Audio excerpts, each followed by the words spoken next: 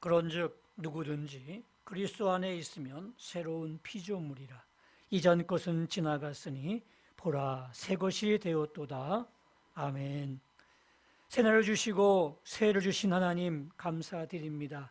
이 시간 하나님의 은혜를 생각하며 또 하나님의 영광 돌리기를 원하며 새해 첫 시간을 주 앞에 올려드리오니 예배를 기쁨으로 받아 주시옵소서. 하늘 문을 여시고 준비하신 하늘의 신령한 은혜를 나리워 주시옵소서.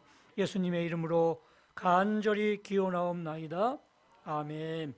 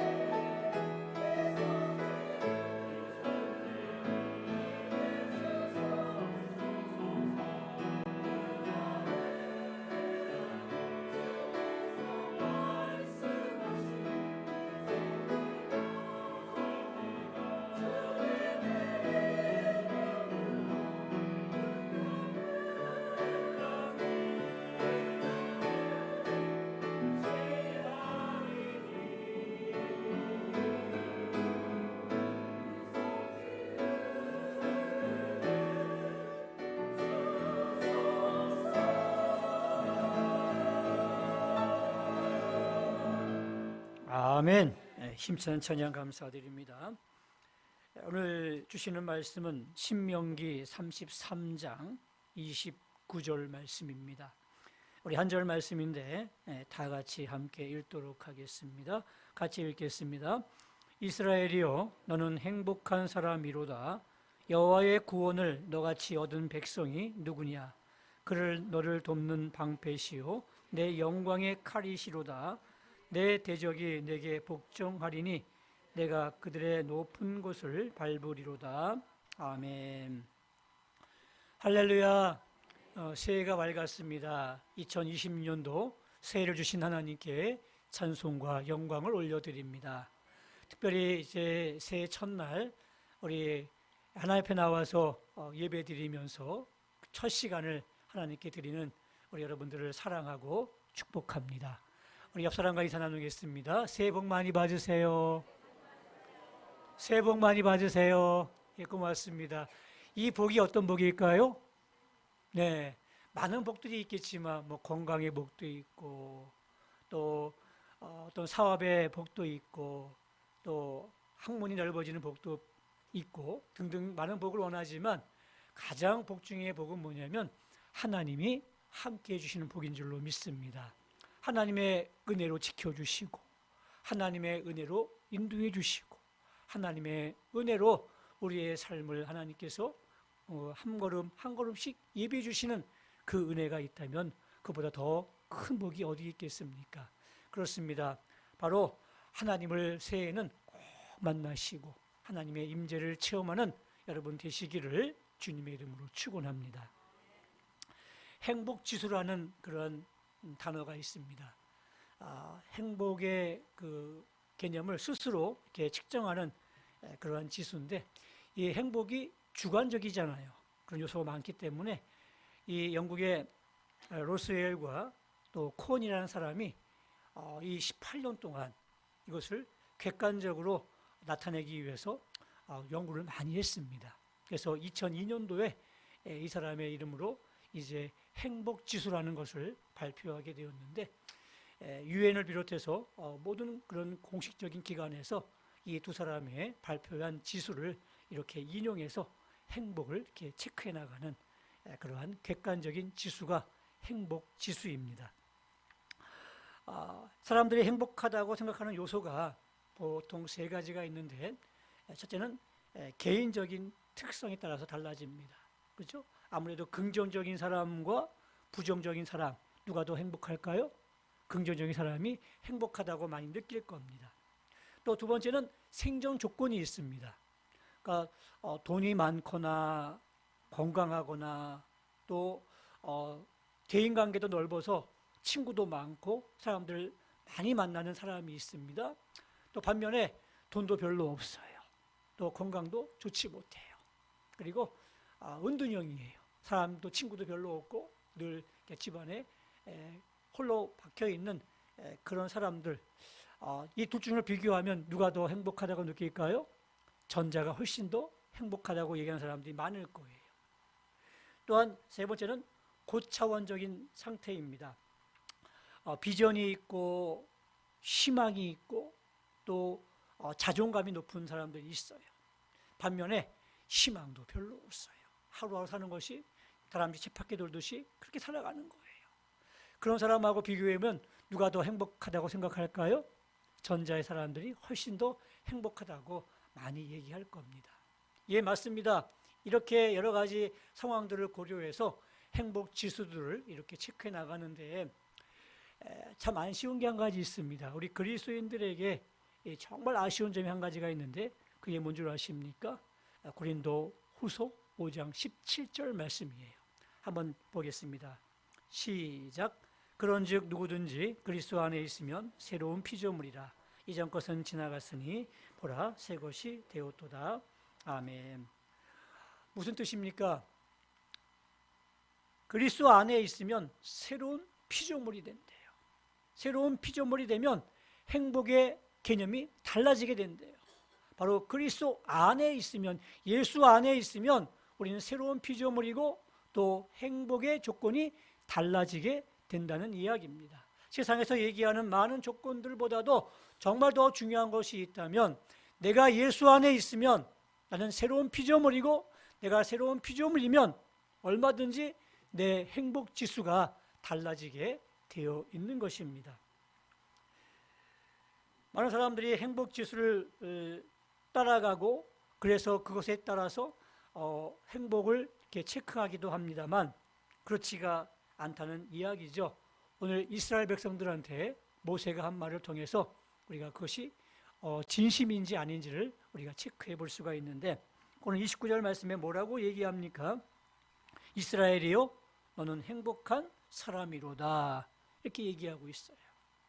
이 이야기는 뭐냐면 이스라엘 백성들이 지금 자신이 행복하다고 생각하지 않고 있는 거예요.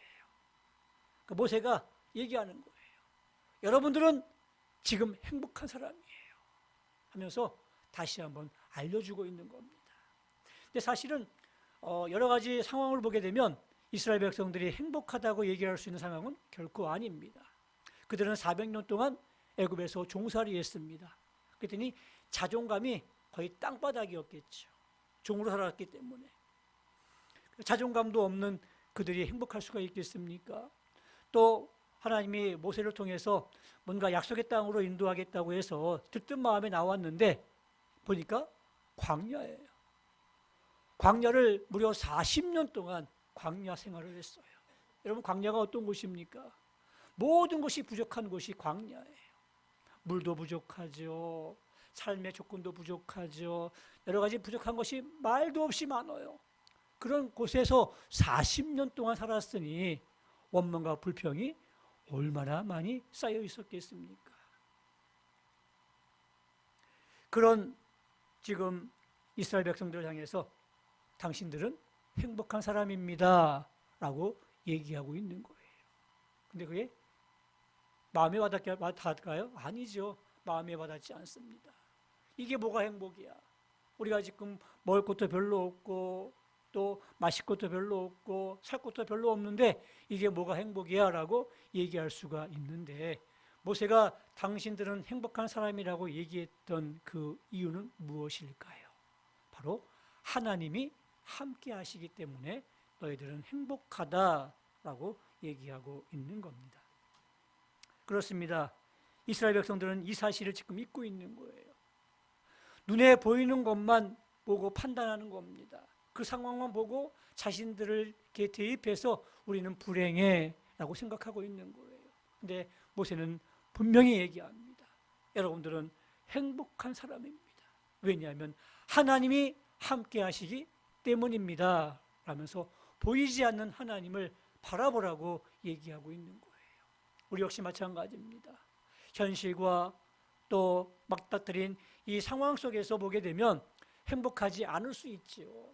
그러나 내 뒤에 계시고 보이지 않지만 나와 함께 하시면서 나를 동행하시는 그 하나님을 생각한다면 우리는 분명히 행복한 존재인 줄로 믿습니다.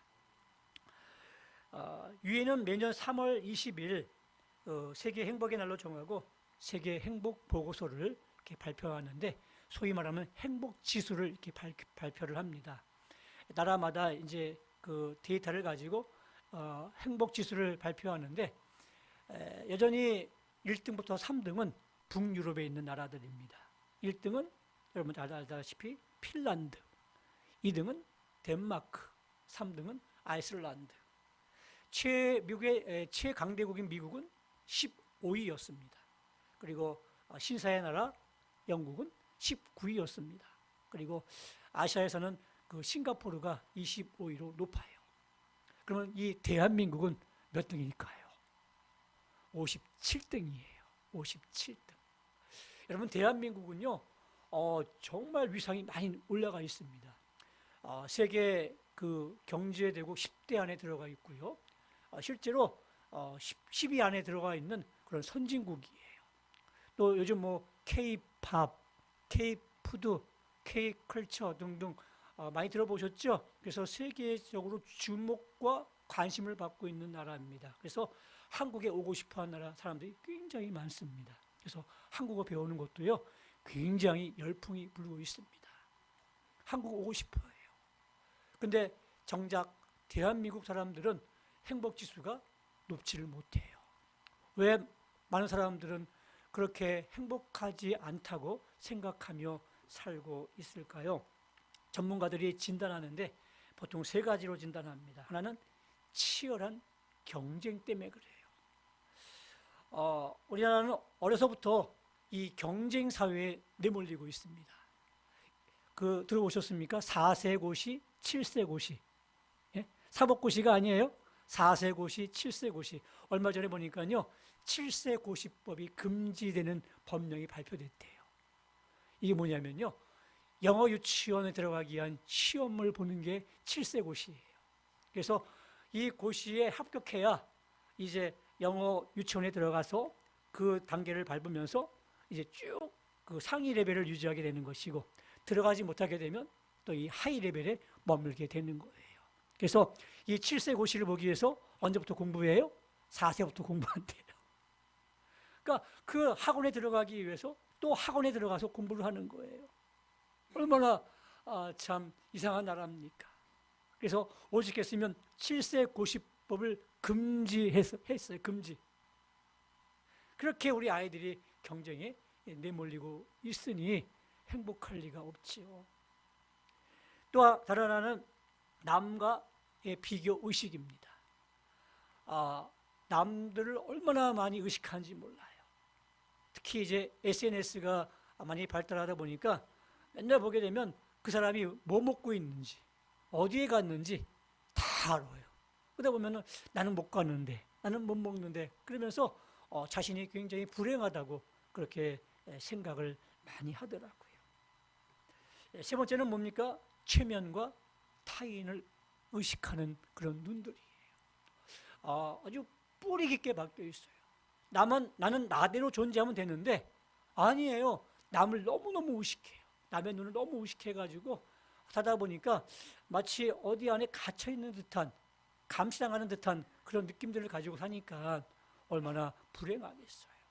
이런 여러 가지 요인들을 보면서 한국의 전문가들은 대한민국의 위상이 높아졌지만 그럼에도 불구하고 대한민국이 사람들이 느끼는 이 행복지수는 굉장히 낮다라고 그렇게 평가하고 있는 겁니다. 남보다 나아야 행복하다는 것, 이거는요 사단이 심어놓은 그런 마음이에요. 오해입니다. 오해입니다. 나는 나대로 생각하면 돼요. 남과 비교할 필요가 전혀 없어요. 근데 꼭 비교도요, 나보다 못한 사람하고 비교하는 게 아니라 꼭 나보다 높은 사람과 비교하니까 늘 열등감을 갖게 되지 않겠습니까? 그렇죠? 그러니까 나는 나다라고 생각하고 나는 하나님이 아들이고 하나님이 나와 함께 하시기 때문에 내가 어떤 상황에 있어도 나는 행복하다라고 느낄 수 있는 여러분들이 꼭 되시기를 바랍니다. 오늘 본문에 이렇게 얘기합니다. 이스라엘이요, 너는 행복한 사람이로다 라고 얘기하면서 그 모세가 그 이유를 세 가지로 얘기하고 있어요. 그 첫 번째 이유가 뭡니까? 지난날 하나님의 남다른 구원을 체험한 사람들이기 때문에 너희들은 행복한 사람이다 라고 얘기하는 겁니다. 하나님의 구원을 체험했어요. 보세요. 애굽에 있을 때 10가지의 재앙 아시죠? 엄청난 재앙이에요. 그 재앙을 이 이스라엘 백성들이 살았던 고센 땅에는 그 재앙이 오지 않았어요. 그리고 애굽에 있는 모든 땅에는 그 재앙이 임했어요. 너무너무 신기하지 않습니까? 대한민국 모든 곳에는 막 눈이 50cm씩 찍어 왔는데 이 동산동에는 눈이 하나도 안 오는 거예요. 엄청난 거 아니겠습니까? 그런 10가지의 재앙을 이스라엘 백성들이 보고 출애굽했어요. 또 광야에서요, 하나님께서 구름 기둥으로, 불 기둥으로 그들을 인도해 주셨습니다. 또 보호해 주셨습니다. 그 뜨거운 태양을 막아주시고 그 추운 사막의 기온 가운데 불 기둥으로 따뜻하게 해주셨어요. 또 먹을 것이 어디 있겠어요? 아침에 만나를 통해서 만나를 먹여주시고요. 또 메추라기, 단백질을 공급해 주시고요.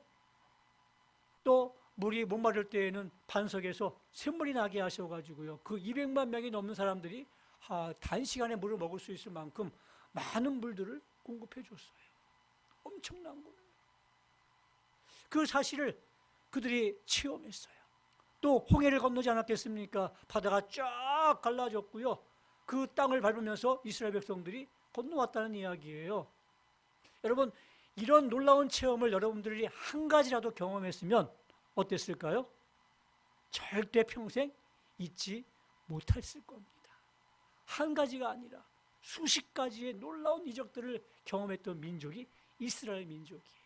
이 같은 놀라운 하나님의 구원을 체험했던 민족이 어디 있느냐? 바로 너희 아니냐? 그런 너희가 행복하지 않으면 누가 행복하겠느냐? 라고 얘기하고 있는 거예요.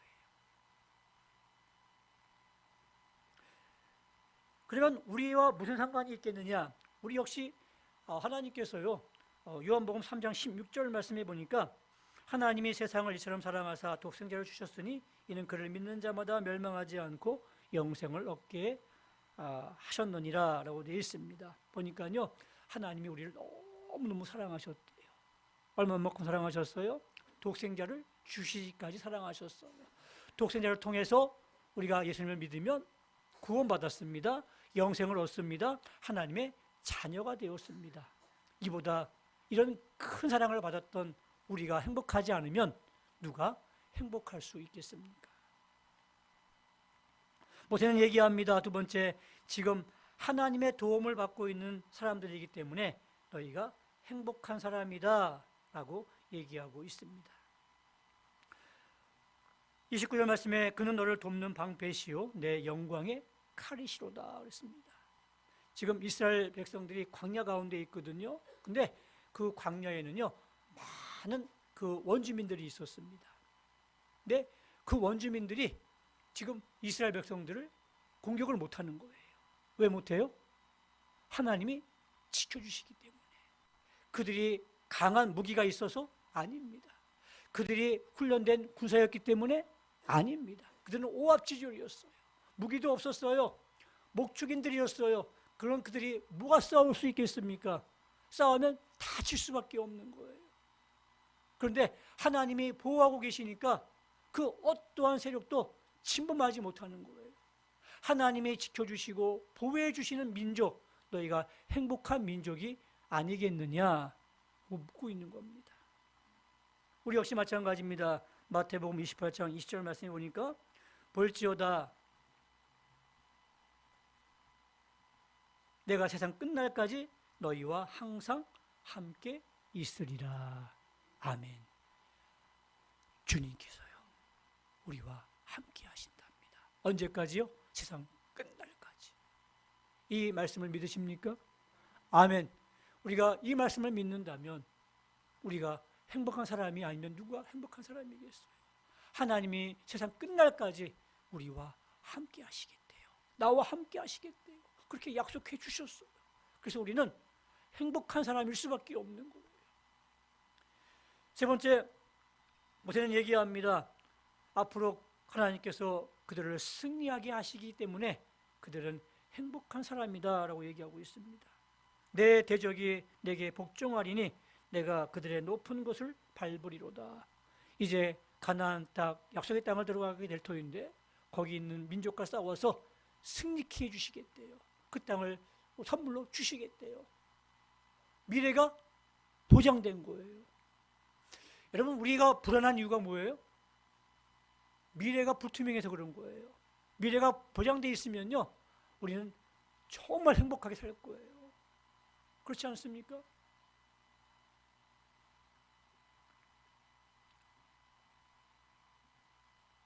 요한복음 14장 1절 2절 말씀에 너희는 마음에 근심하지 말라. 하나님을 믿으니 또 나를 믿으라. 내 아버지 집에 거할 곳이 많도다. 그렇지 않으면 너희에게 일렀으리라. 내가 너희를 위하여 거처를 예비하러 가노니 라고 되어 있습니다.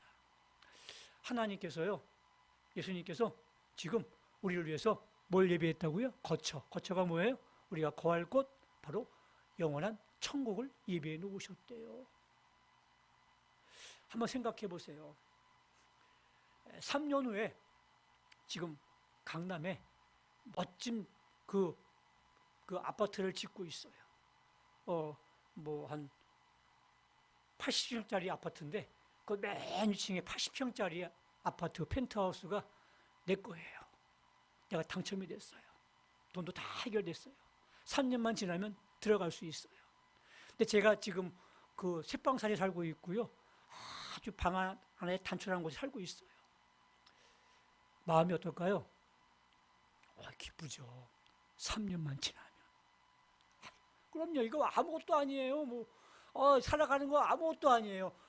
80평짜리 강남의 펜트하우스가 내 건데 3년만 있으면 거기 들어가 사는데 뭐가 아쉬워요? 뭐가 꿀릴 게 있어요? 그죠?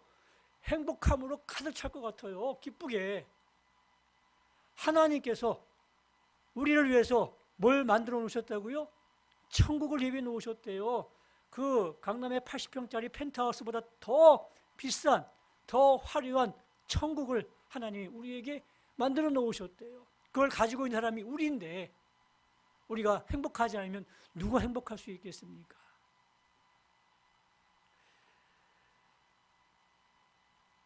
오늘 이스라엘 백성들한테 행복한 사람이라고 얘기했던 것은 바로 하나님 때문이었습니다. 우리 예수 믿는 사람들은요, 하나님 때문에 행복한 사람들이고 하나님 안에서, 예수님 안에서 행복을 발견하는 사람들이 바로 예수 믿는 사람들입니다.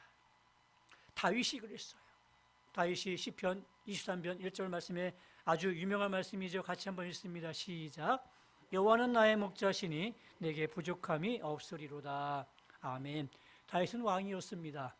진짜 부족한 것이 없을 만큼 그는 정말 많은 삶을 살았습니다. 그럼에도 불구하고 여호와는 나의 목자셨다. 내게 부족함이 없게 하셨다. 이렇게 얘기합니다. 다시 말하면 하나님 한 분만으로 나는 만족합니다. 그런 이야기예요. 다른 거 다 없어도 하나님이 나의 목자시기 때문에 그 목자이신 하나님만 내 곁에 계시면 나는 만족합니다. 이렇게 고백하는 거예요. 또 하박국 선지자도 이렇게 고백합니다. 같이 있습니다. 비록 무화과 나무가 무성하지 못하며 포도나무에 열매가 없으며 감람나무에 소출이 없으며 밭에 먹을 것이 없으며 우리의 양이 없으며 외양간에 소가 없을지라도 나는 여호와로 말미암아 즐거워하며 나의 구원의 하나님으로 말미암아 기뻐하리로다. 아멘. 이 시대가 농경시대입니다. 목축시대입니다. 근데 농경시대인데 밭에 열매가 없대요. 목축시대인데 외양간에 소가 없고 양이 없대요. 뭐예요? 망한 거잖아요. 망한 거잖아요. 근데 그런 상황 가운데 나는 하나님으로 말미암아 즐거워하고 구원의 하나님으로 말미암아 기뻐하리로다. 이렇게 얘기하고 있어요. 이 멋진 고백 아니겠습니까? 아무것도 없어요. 정말 사람들이 볼 때 망했다고 그렇게 느껴지는 것인데 근데 자신은 하나님 때문에 기뻐하겠대요. 하나님 때문에 즐거워하겠대요. 그게 뭘까요? 하나님이 주시는 그 능력이 있기 때문에 그분에게는 모든 것이 있기 때문에 나는 아무것도 없어도 행복할 수가 있는 거예요. 그게 행복의 재발견입니다. 우리는 눈에 보이는 것만 보려고 해요. 눈에 보이는 것만 좋으면 행복하다고 느껴요. 근데 아니래요. 행복은, 진짜 행복의 재발견은 하나님 안에서 하나님과 함께 있을 때 그분의 은혜가 넘치고 그분의 인도하심과 그분의 보호하심과 그분의 지켜주심과 그분의 임재가 있을 때 그 속에서 진정한 행복을 찾게 될 줄로 믿습니다. 이제는 우리 주 예수 그리스도의 은혜와 하나님 아버지의 극진하신 사랑하심과 성령님의 감동 감화 위로 교통하심이 새해 첫날을 맞이해서 하나님께 영광 돌리며 또 하나님의 은혜를 사모하는 마음으로 우리의 수원을 아뢰며 기도하며 또 주 앞에 예물 드렸던 모든 사랑하는 성도들 머리 위에 그들의 남은 삶 위에 함께 하시기를 예수님의 이름으로 축원하옵나이다. 아멘.